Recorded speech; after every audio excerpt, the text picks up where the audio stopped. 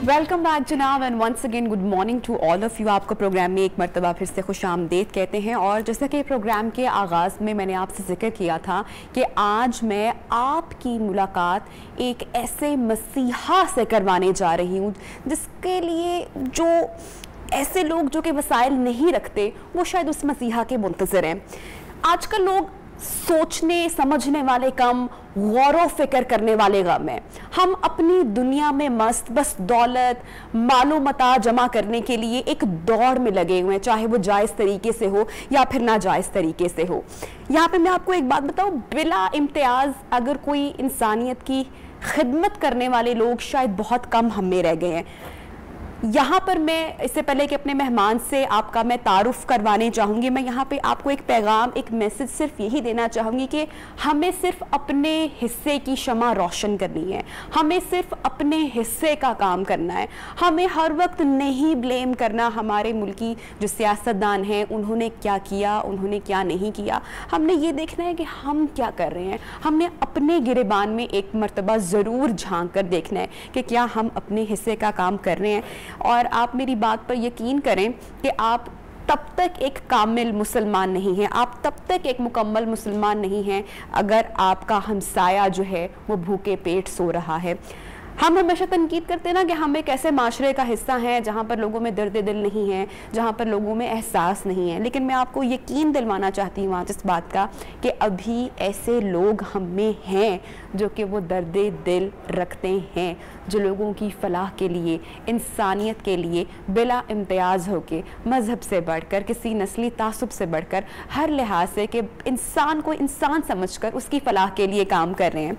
ऐसे में ही अगर मैं कराची का जिक्र करूं तो बहुत सारे लोग, पाकिस्तान में बहुत सारी फाउंडेशंस और एनजीओज़ हैं जो इंसानियत की फलाह बहबूद के लिए काम कर रही हैं। लेकिन अगर ऐसे में मैं जेडीसी फाउंडेशन का जिक्र ना करूं तो मेरे ख्याल से ये बड़ी नाइंसाफ़ी होगी। और ज़फ़र इकबाल साहब ने जितना काम किया है, जेडीसी ने जितना कराची में एक आम बंदे की भूख मिटाने के लिए काम किया है, मैं नहीं समझती कि कोई सोशल वर्कर और या कोई सियासतदान शायद आया हो जिसने ऐसा काम किया। और अगर हमारे सियासतदान इस तरह का काम कर रहे होते तो शायद हमें किसी ज़फ़र इकबाल की शायद ज़रूरत भी ना पड़ती। लेकिन ज़फ़र इकबाल मौजूद हैं, इन जैसे और भी लोग मौजूद हैं जो रात को चैन की नींद नहीं सो पाते जब तक उनको ये एहसास रहता है कि उनके आसपास के लोग भूखे पेट सो रहे हैं। जनाब, हमारे साथ इस वक्त कराची से जेडीसी फाउंडेशन के ज़फ़र इकबाल साहब जो कि जनरल सेक्रेटरी हैं मौजूद हैं, उनसे हम बात करेंगे। और सबसे पहले ज़फ़र, मैं आपको कॉन्ग्रेचुलेट करना चाहूँगी, मैं आपको मुबारकबाद देना चाहूँगी। दुनिया का नंबर 1 सर्च इंजन गूगल, वहाँ पे आप जनाब रैंक 1 आए हैं।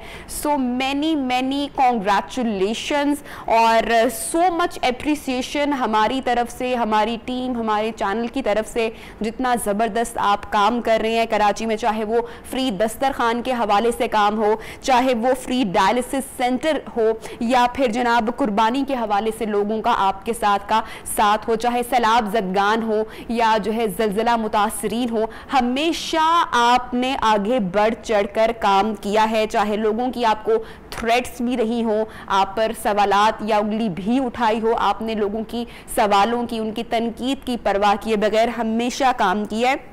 रिसेंटली जो मैंने देखा ऑन सोशल मीडिया और मैंने अपनी टीम के साथ शेयर भी जो किया, आई एम श्योर आपने भी बड़ा एंजॉय किया होगा। मैं उमर से, हमारी जो टीम के हमारे जो डायरेक्टर प्रोड्यूसर साहब हैं, उनसे मैं कहूँगी कि वो ज़रा ओल्ड एज होम की अगर पिक्चर्स अभी उनके पास अगर मौजूद हैं तो वो ज़रूर ज़रा स्क्रीन पे शेयर करें, क्योंकि जब मैंने ऑन फेसबुक ये तस्वीर, ये वीडियोज़ देखी तो मेरे चेहरे पे ऐसी ही मुस्कुराहट थी जैसे मैं इस वक्त ये खबर अनाउंस करते हुए आपको बता रही हूँ। What a treat, what a treat. इतने खूबसूरत, इतने प्यार भरे ये मनाजर है कि मेरी आंखों में बात करते हुए मैं जज्बाती भी हो रही हूँ, मेरी आंखों में नमी भी आ रही है। और ये जो सारी बातें ज़फ़र आप सुन रहे हैं, ट्रस्ट मी कि ये बहुत दिल से निकल रही हैं, क्योंकि शायद मैंने सालों बाद ही इतना प्यारे मनाजर देखे होंगे। ये जो आपने इनिशिएटिव लिया, जिन वालिदैन को धुतकारा गया है, उनकी औलाद की तरफ से घर से निकाला गया है, जो बुजुर्ग यहाँ पर ओल्ड एज में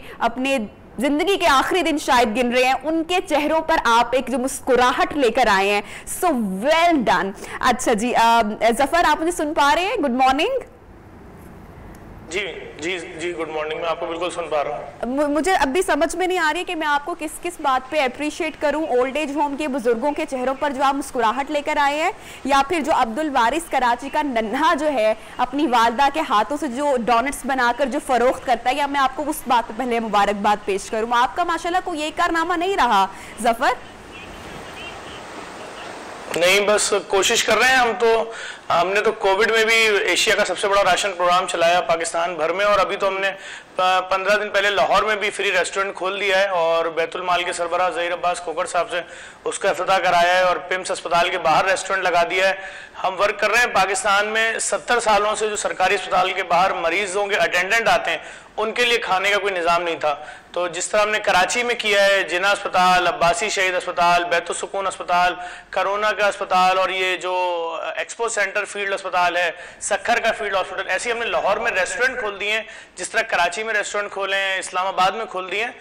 देखिए, मसला ये है कि मेरा अपना ज़ाती तजुर्बा है। मैं ज़्यादातर जिन ओल्ड एज होम में जाता हूँ, और बिल्कुल आपने सही बोला, वो बुजुर्ग जिनको किसी भी वजह से उनकी औलाद धिक्कार देती है या उनको निकाल देते हैं, उनको कोई ऐसी बीमारी हो गई है, बच्चे कहते हैं हम इलाज नहीं करा सकते, रोजाना दवाई के पैसे मांग रहे हैं, या खाने के पैसे नहीं है, घर में गुर्बत है, परेशानी है, या कोई भी ऐसी वजह, या उनके औलाद नहीं थी, एक हद तक उन्होंने कमाया, अब उनकी अपनी बीवी का इंतकाल हो गया, और अब उनके पास कोई ऐसे वसाइल नहीं थे, और वो सड़क पे आ गए, तो बूढ़े हो गए। तो हमने उनको यहाँ पर रखा हुआ है अपने ओल्ड एज होम में। और हमारे ओल्ड एज होम की खास बात यह है कि हम अपने यहाँ रहने वाले बुजुर्गों से कोई पैसा नहीं लेते, कोई उजरत नहीं लेते। और आपने ये बात भी बिल्कुल ठीक बोली, इनकी जिंदगी के वाकई आखिरी दिन है। यहाँ निज़ाम पूरी दुनिया का यही है कि बच्चा, लड़का, जवान, फिर अधेड़ उम्र, फिर बुजुर्ग, और फिर उसके बाद इंसान की जिंदगी पूरी हो जाती है। हमारे पास जब किसी बुजुर्ग की तबीयत खराब होती है या उसकी जिंदगी के आखिरी मराइल चल रहे होते हैं, वो महीने, 2 महीने, 3 महीने अस्पताल में एडमिट रहता है, उसमें वो आईसीयू में चला जाता है, उसके अंदर वो वेंटिलेटर पे चला जाता है। अब यकीन जाने, ना हम अपने बुजुर्गों को लेकर कभी किसी शो में बैठे, ना हमने अपने बुजुर्गों की वीडियोस बना के डाली, ना हमने उनकी तस्वीरें लगा के भीख मांगी। आज 7वां 8वां साल है, हमारा एक ओल्ड एज होम पूरा भर चुका है। अब हम इस वक्त दूसरा ओल्ड एज होम बना रहे हैं, उसके अंदर हमें ग्राउंड फ्लोर की तामीरात में मकसूद साहब उन्होंने अपनी मरहूम बीवी की जानिब से सारा लोहा, सीमेंट, सरिया दिया था। अब उसके दूसरे फ्लोर के लिए हमने अपील की है, वो भी 500 गज पे बन रहा है। और हमारे ओल्ड एज होम की खास बात ये होती है कि हर बुजुर्ग को सिंगल रूम देते हैं कि भाई आप अगर सही इस वक्त अकेले रहना चाहते हैं, आपको टीवी चाहिए अपने कमरे में, आपको अपने कमरे में पेंटिंग चाहिए, सीनरी चाहिए, सबका टीवी लॉन्च होता है। और हमारे ओल्ड एज होम में कोई जी अच्छा मुझे बताइएगा, जैसा हम सब ने वीडियोस देखी, और ना सिर्फ मैंने बल्कि मेरे साथ जो और बहुत सारे लोग थे वो बहुत जज्बाती हो गए। आपने कैसा महसूस किया जब इन लोगों के चेहरों पर इतनी मुस्कुराहट आई और इतनी प्यारी वीडियोस, इतने प्यारे लम्हा जब सोशल मीडिया पे शेयर किए गए तो सब लोग बहुत खुश हुए? ये ख्याल एकदम से आपके जहन में कैसे आया कि इनके लिए भी यार कोई एक्टिविटी होनी चाहिए, इनका भी दिल है, ये भी जीना चाहते हैं, इनको भी हक है? और वो एहसास आपका क्या था, मैं वो जानना चाहूंगी। देखें, मैं आपको फिर बता रहा हूँ, हमारे ओल्ड एज होम में कोई भी एडमिनिस्ट्रेटर नहीं है, एक जालिम एडमिनिस्ट्रेटर जो बार बार उन बुजुर्गों को बोले कि अच्छा भाई आ जाए, फलां लोग आ रहे हैं मिलने के लिए, अब आप सब बैठे, और वो आपने दोबारा लतीफा सुनाना है और सारे बुजुर्ग जोर से हंसेंगे, अगर नहीं हंसे तो फिर ये सजा मिलेगी। नहीं, ऐसा कोई चक्कर नहीं है। जो हमारे वालिदैन की तरह है, जो वो बोलते हैं, उन्होंने बोला जी हॉक्स में चलना है, चलिए। उन्होंने बोला जी हमें बाहर सहरी करने जाना है, चलिए। उन्होंने कहा हमें बाहर अफ्तारी करने जाना है, चलिए।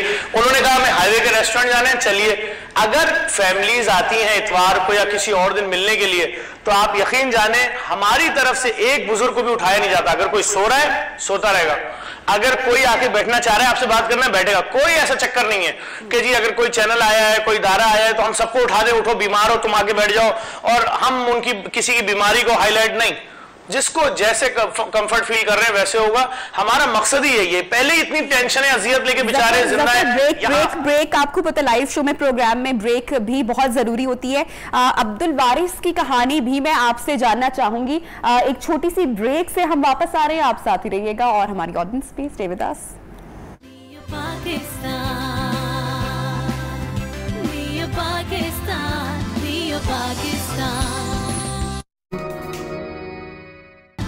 Pakistan वेलकम बैक जनाब। प्रोग्राम में आपको एक मरतबा फिर से खुशामदीद कहते हैं और आई एम श्योर कि जितनी खुशी मुझे हो रही है इस वक्त ज़फ़र इकबाल साहब से बात करके, उतनी ही खुशी आपको भी टेलीविज़न पर इस वक्त उनको देखकर हो रही होगी। और जो उन्होंने कराची के लिए और वहाँ की आवाम के लिए काम किया है, आई एम श्योर कि आप भी उससे जो है वो यकीनन मुतासर हो रहे होंगे। ज़फ़र साहब, टाइम कम है। एक बच्चा अब्दुल वारिस, मैंने देखा सोशल मीडिया पर ये बच्चा वायरल होता है, मेहनत मजदूरी करता है, 2-2 शिफ्ट्स में बताता है अपनी कहानी सबको कि उसका बाप जो है वो आंखों से देख नहीं सकता, माँ जो है वो घर में डोनेट्स या बेकरी का सामान तैयार करती है और बच्चा सड़क पे जाके हर गाड़ी को नॉक करके अपना ये सामान बेकरी का बेचता है। उसके बाद मैं देखती हूँ जनाब के बच्चा वायरल होता है, टीवी के मुख्तलिफ एंकर्स, होस्ट इस बच्चे को बुलाते हैं, अपना कंटेंट निकालते हैं और टाटा बाय बाय कर देते हैं। लेकिन वाहिद ज़फ़र इकबाल ही है जो इस बच्चे से मुलाकात करता है और बेकरी बनाने का इस बच्चे के लिए ऐलान करता है। जी देखिए, बिल्कुल ऐसे ही है जो आप कह रही हैं। यहाँ यही मुश्किल है कि कोई यतीम बच्ची अगर घर छोड़ दे या कोई गरीब बच्ची किसी मजबूरी में घर छोड़ दे और किसी के हाथ लग जाए तो फ़ौरन वो उसको उठा के किसी मॉर्निंग शो में कहीं बैठा के उसकी ज़बरदस्ती शादी करा के और एक सीन क्रिएट हो जाता है। इसी तरीके से इस बच्चे के साथ भी मामला चल रहे थे। ये मेरे पास अपना थैला वगैरह लेकर आया और कहने लगा मैंने आपको बहुत देखा है सोशल मीडिया पे और मैं ये काम कर रहा हूँ, मेरी मजबूरियाँ हैं। मैंने बैठ के इसको सुना, इसका जज्बा देखा। मैंने इसको बोला भाई तुम ये नौकरी छोड़ो, तालीम हासिल करो, सारे खर्चात जो तुम्हारे हैं तुम कमाते हो, घर का किराया वो हमारा इदारा दे देगा JDC। और जहां तक रह गई बात इन डोनट्स की, मैं तुम्हें एक बेकरी खुलवा देता हूं, वहां तुम यही डोनट्स जो वालदा बना रही हैं रख दो, तुम्हारे जो स्टाफ है वो बेचे और इससे फायदा ही होगा, तुम अपना स्टाफ बढ़ाते चले जाओ और लोग वहां से खरीदते चले जाएंगे। मेरी ये बात उनकी समझ में आई और कल उनके जो बड़े थे घर के वो आए थे मेरे पास रात में और उन्होंने मुझे गो हेड दिया है कि ठीक है आप ढूंढें बेकरी हमारे लिए बनवाएं। मैं इंशाल्लाह जो इलाके उन्होंने मुझसे बोले मैं उन इलाकों में जगह अब आज से देखना शुरू कर रहा हूँ और एक बेकरी इस बच्चे को बनवाता हूँ। मैं समझता हूँ जितनी मेहनत ये बच्चा कर रहा है और जिस तरह लोग इससे प्यार कर रहे हैं, इसका एक ब्रांड बन जाएगा और एक बेकरी से 100 बेकरी बनाएगा। ना सिर्फ इसकी फैमिली मजबूत होगी बल्कि ये दूसरों को भी सपोर्ट करेगा, क्योंकि इसने वो मुश्किल घड़ी देख ली है। बड़ी जिल्लत का काम है कि आप किसी की दरवाजा नॉक करें गाड़ी का कि ये चीज़ ले लें, कोई डांट देता है, कोई धक्का दे देता है। उसने सारी बातें मुझे बताई हैं कि क्या क्या मुश्किलात होती हैं। तो लाजिम बात है वो दर्द समझता है और वो दूसरों के लिए भी काम करेगा। जब वो खुद कमाएगा अच्छा तो दूसरों को भी सपोर्ट करेगा। तो इसमें अपना एक हिस्सा डालने की कोशिश कर रहे हैं अपने दायरे की तरफ से। अच्छा ज़फ़र अब्बास साहब, जैसा कि मैंने पहले भी हाईलाइट किया कि आप बहुत सारे काम कर रहे हैं, क्या इन फ्यूचर क्या प्रोजेक्ट्स हैं या क्या प्लान्स हैं और क्या आप करने वाले हैं? देखिए, इन फ्यूचर हमने रमज़ानों में ऐलान किया था कि हम कराची में 50 फ्री डायलिसिस सेंटर बनाना चाहते हैं, जहां पर एक सेंटर में हर महीने 600 मरीजों का फ्री डायलिसिस हो और 30,000 मरीजों का डायलिसिस जो है पूरे महीने में हो। और ये डायलिसिस सेंटर हर इलाके में होंगे, लांडी में होंगे, कोरंगी में होंगे, औरंगी में होंगे, बल्दिया, सईदाबाद, महाजिर कैंप। तो अल्लाह का शुक्र है अभी हमें गुलशन इकबाल में हमने बना लिया है, हमने लियाकताबाद में बना लिया है। अच्छा, उसके अलावा हमने औरंगी टाउन और हमने लांडी और फेडरल एरिया के लिए हमने मशीनें मंगवा ली हैं। उसके अलावा 9 सेंटरों की मशीनों का हम और ऑर्डर देने जा रहे हैं। इन सेंटरों में कोई कैश काउंटर नहीं है, कोई भी मरीज आएगा उसको 9-9, 10-10 घंटे लोहे की स्ट्रेचर पे लेट के एम्बुलेंस में वेटिंग नहीं करनी पड़ेगी। डायरेक्ट आए मशीन पे लेटेंगे, आपके बुजुर्ग का, आपके भाई बच्चे का डायलिसिस होगा और वो अपने घर जाएगा। हमारी कोशिश होगी हम पूरे 4 घंटे का डायलिसिस करें, जिस तरह पूरी दुनिया में डायलिसिस का मरीज 30 साल तक जिंदा रहता है, तो हमारे यहाँ क्यों नहीं। तो हम इन तमाम चीज़ों पे वर्किंग कर रहे हैं। जो भी इस फील्ड के बड़े हैं, डॉक्टर्स हैं, नेफ्रोलॉजिस्ट हैं, उन सबको अपॉइंट कर रहे हैं, उनको उनकी मर्जी की तनख्वाहें दे रहे हैं। जितने RMOs हैं हम सबको अपॉइंट कर रहे हैं और ये हम पूरे पाकिस्तान में अब लेकर जा रहे हैं। हमें पिंडी में लोग सपोर्ट कर रहे हैं, हमारा दस्तरखान इस्लामाबाद में, वहाँ पर लोग हमसे रब्ता कर रहे हैं। हम पूरे पाकिस्तान में इस वक्त फ्री डायलिसिस सेंटर्स खोलने जा रहे हैं। बल्कि हमसे इस्लामाबाद में जो AD एसोसिएट वाले हैं, अदील खान AAA एसोसिएट वाले हैं, इन लोगों ने राब्ते किए हैं। ये लोग वहाँ पे जगह दे रहे हैं। हम पूरे पाकिस्तान में सेटअप को फैला रहे हैं, क्योंकि इतनी गुर्बत है जिसके किसी वालिद, भाई, बच्चे को हफ्ते में 3 डायलिसिस होते हैं, वो 27,000 रुपये अगर एक हफ्ते के दे दे तो उसका पूरे घर का बजट आउट हो जाएगा। और अगर महीने में उसके डायलिसिस हैं हफ्ते में 3, तो इसका मतलब 1,08,000 रुपये कोई मिडिल क्लास या गरीब कहाँ से लेकर आ सकता है। ईद कुर्बान भी आ रही है ज़फ़र अब्बास साहब, ईद कुर्बान भी आ रही है, लोग उसमें भी बहुत ज्यादा सपोर्ट आपको कर रहे हैं, मुझे बताइएगा। देखिए, हम 11 सालों से कुर्बानी बराए मुस्तहिकीन कर रहे हैं, उसके अंदर लोग हमें पैसे देते हैं और कोई पूरा बकरा देता है, कोई पूरी गाय, कोई ऊँट। हम इस वक्त ऊँटों की पाकिस्तान में मुस्तहिकीन की सबसे बड़ी कुर्बानी करते हैं। लोग हमें सैकड़ों जानवर देते हैं, बैरून मुमालिक मुकीम पाकिस्तानी पूरे पैसे बेचते हैं। हमारी कोशिश ये होती है कि वो घराने जो पूरे साल जिनके बच्चे एक बोटी, एक गोश्त खरीद के नहीं खा सकते, उनके वालिदैन नहीं खरीद सकते, उनकी इस्तिताअत ही नहीं है। आज पाकिस्तान में वो तबका जिसकी तनख्वाह 30-35 हज़ार रुपए, अगर वो 15,000 रुपए घर का किराया दे देता है, 20,000 रुपए, फिर बच्चों की स्कूल की फीस देने के बाद उसके पास और बिजली का बिल देने के बाद 3 या 4 हज़ार रुपए बच रहे हैं, तो वो राशन कहां से लाएगा, किराया कहां से लाएगा, ऑफिस दफ्तर जाने का उसके लिए मुमकिन ही नहीं है वो 600-800 रुपए किलो गोश्त खरीदे। तो हम ईद कुर्बान के तीसरे दिन हमारे यहाँ कुर्बानी होती है, जिसमें चारों मसालिक के जय्यद उलमा, इसमें बरेलवी मसलक, देवबंदी मसलक, अहले हदीस मसलक, शिया मसलक के और जितनी बड़ी सेलिब्रिटीज हैं, फैसल कुरैशी साहब, सब आते हैं और अपने हाथों से जानवर नहर करते हैं। और मैंने ओपन ऐलान किया हुआ है, जिस NGO को गोश्त बांटने का शौक है आए, एड्रेस की लिस्ट दे, गोश्त ले, 5-5 किलो, 4-4 किलो, 3-3 किलो के पैकेट होते हैं, जाए गरीब बस्तियों में। ज़फ़र अब्बास जी, बहुत शुक्रिया, आपने टाइम निकाला हमारी ट्रांसमिशन के लिए। और जाने से पहले मैं आपको बेस्ट विशेस कहना चाहूंगी और इस दुआ के साथ आपको अल्लाह हाफ़िज़ कहूंगी कि अल्लाह ताला आपका ये हिम्मत, ये हौसला, ये जज्बा, इसको बरकरार रखे। थैंक यू सो मच, आपने हमें किया जनाब। इसके साथ ही हम जाएंगे ब्रेक पर और जब ब्रेक से वापस आएंगे तो पाकिस्तान के उन बच्चों से आपकी मुलाकात करवाएंगे जिन्होंने पाकिस्तान का सर फख्र से बुलंद किया है और डियाना अवार्ड्स होल्डर हैं। कौन से वो बच्चे हैं, ऑन सेट होंगे, उनसे उनकी कहानी जानेंगे। साथ रहिएगा। वेलकम बैक जनाब। प्रोग्राम में आपको एक मरतबा फिर से खुशामदीद कहते हैं और ये सेगमेंट मेरे दिल के आज बहुत करीब है और मुझे बड़ी खुशी महसूस हो रही है। वो इसलिए कि जिन मेहमानों से मैं अभी आपकी मुलाकात करवाऊंगी, आई एम श्योर कि जब आप इनसे मुलाकात करेंगे तो आपका भी सर फख्र से बुलंद हो जाएगा। और उसकी वजह यह है कि जब हमारी यूथ, हमारे बच्चे, हमारी नौजवान नस्ल में से जो स्टूडेंट्स हैं, जब भी वो कोई ऐसा कारनामा करते हैं कि पाकिस्तान का नाम उससे रोशन होता है या पाकिस्तान की जो रिप्रेजेंटेशन है वो बहुत अच्छे से बाहर जाती है, एक इमेज जाती है, तो मेरे ख्याल से ये फख्र की बात है हम तमाम लोगों के लिए। जनाब, मैं आज ऐसे 8 पाकिस्तानी, ऐसे 8 नौजवानों का जिक्र आपके साथ करने वाली हूं जिनको डियाना अवार्ड से नवाजा गया है। ये बिगेस्ट सोशल ह्यूमैनिटेरियन अवार्ड्स हैं। 25 साल से पूरी दुनिया में ये मुख्तलिफ लोगों को दिए जा रहे हैं और पाकिस्तान में पिछले 3 साल से उन लोगों को ये अवार्ड दिए जा रहे हैं जो समाजी खिदमत करने में आगे बढ़ चढ़कर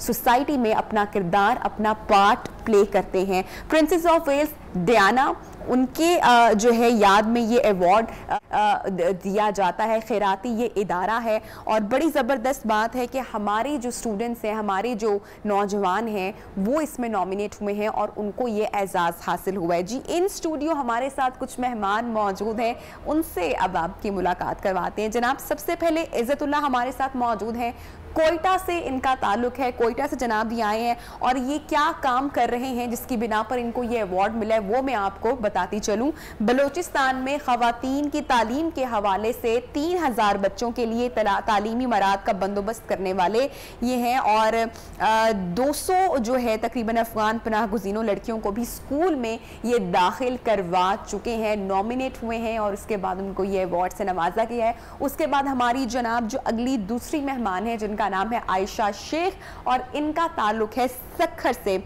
जो डिजिटल मार्केटिंग, तख्लीकी तहरीर और कायदाना सलाहियतों पर दी जाने वाली तकरीबन वर्कशॉप में 500 से ज़ायद लोगों को अब तक ट्रेन करवा चुकी हैं। वेल डन आयशा, बहुत ज़बरदस्त आप काम कर रही हैं। और हमारे तीसरे और आज के आखिरी मेहमान जिनका नाम है हसन अशरफ और इनका ताल्लुक है फैसलाबाद से।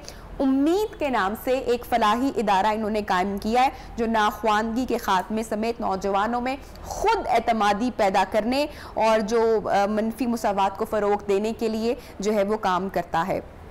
इस इदारे की तकरीबन 20 शाखें हैं। अब तक इनमें से 1500 बच्चे इससे मुस्तफ़ीद हो चुके हैं। सबसे पहले तो मैं आप तीनों को वेल डन कहना चाहूँगी, शाबाशी देना चाहूँगी और मेरे ख्याल से कि ये शाबाशी सिर्फ मैं नहीं बल्कि जितने भी लोग इस वक्त आपको देख रहे हैं और आपको सुन रहे हैं वो भी आपको दाद दे रहे होंगे। हसन, मुझे सबसे पहले जो है वो डियाना अवार्ड्स के बारे में थोड़ा सा बताओ और कैसे इसमें आप तीनों का नाम आया वो मैं जानना चाहूँगी।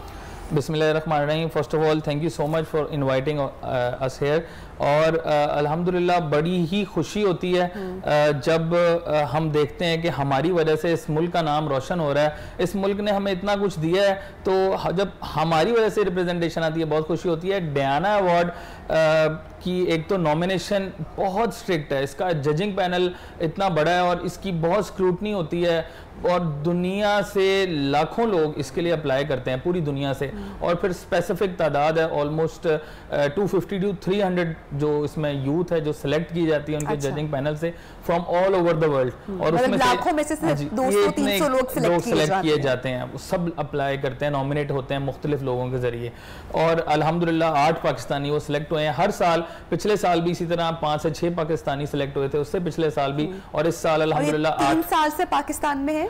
3 साल से पाकिस्तान में ज़्यादा अरूज दिन, हर साल इसकी तादाद अल्हम्दुलिल्लाह बढ़ रही, क्योंकि यूथ के अंदर अवेयरनेस आ रही है और फिर ज़्यादा से ज़्यादा लोग एक देखते हैं और फिर इंकरेजमेंट मिलती है। हम जैसे यूथ को अब मोटिवेशन मिलती है कि हमें बुलाया जा रहा है, हमारे काम को निखारा जा रहा है, तो ये हम समझते हैं बड़ी एजाज़ की बात है और इंशाल्लाह इसको कंटिन्यू रखेंगे। अमेजिंग। आयशा, मुझे सबसे पहले अपने काम के बारे में बताओ, क्या किया है आपने ऐसा और क्या कर रही हो अभी? ओके, अभी मैं करंटली ए लेवल्स कर रही हूँ। I am in my second year of A levels.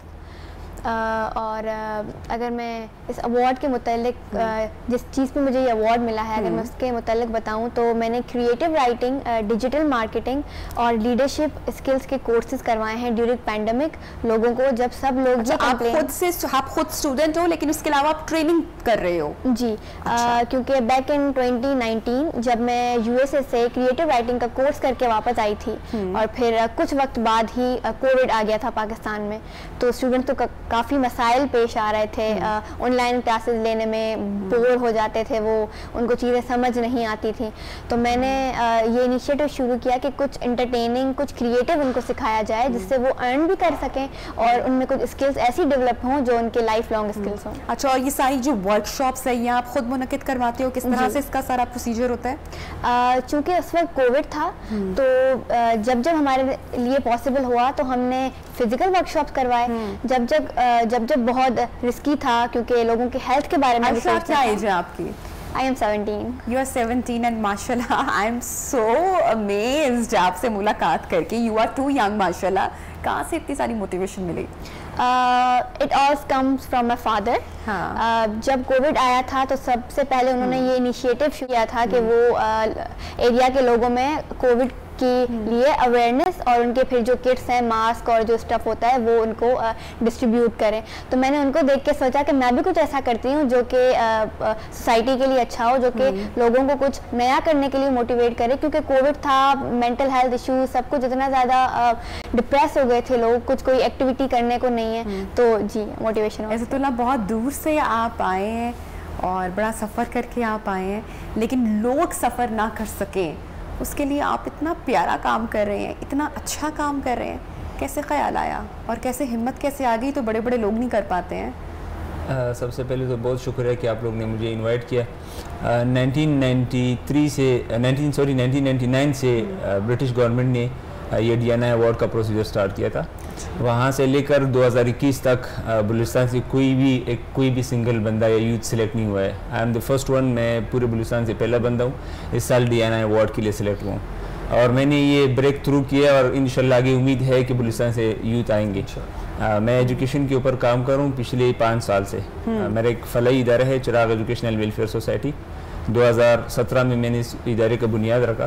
तब से लेकर अब तक जो कबाइल लड़कियां हैं, बच्चियां हैं, उनको मैं स्कूल में इनरोल कराता हूँ स्कॉलरशिप्स बेस पे, वैसी अवेयरनेस सेशंस, करियर काउंसलिंग भी मैंने तकरीबन 5000 से ज़्यादा बच्चियों को मैंने ट्रेनिंग दिलवाई। क्या तालीमी मसाइल हैं आपके शहर में, आपके इलाके में बच्चों की तालीम से मुताल्लिक? क्या ऑब्जर्व किया आपने?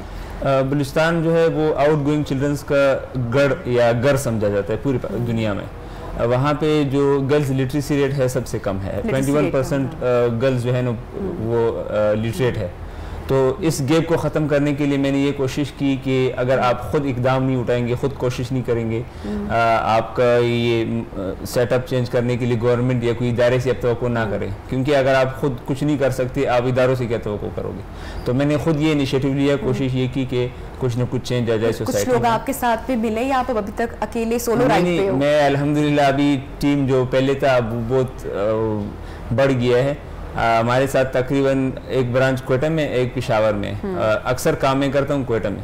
हमारे पास तकरीबन 200 से 300 प्लस वॉलंटियर्स है इस वक्त गुलिस्तान में। मुझे बताओ 200 से ज़ायद जो अफगान पनाहगुज़ीन बच्चियाँ हैं उनकी भी स्कूलिंग का जिम्मा आपने उठाया, और ये कोई it's not an easy task, it must be very difficult. तो ये सारा जो है कहाँ से ये ख्याल कैसे आ गया, इस बारे में तो कोई भी नहीं सोचता।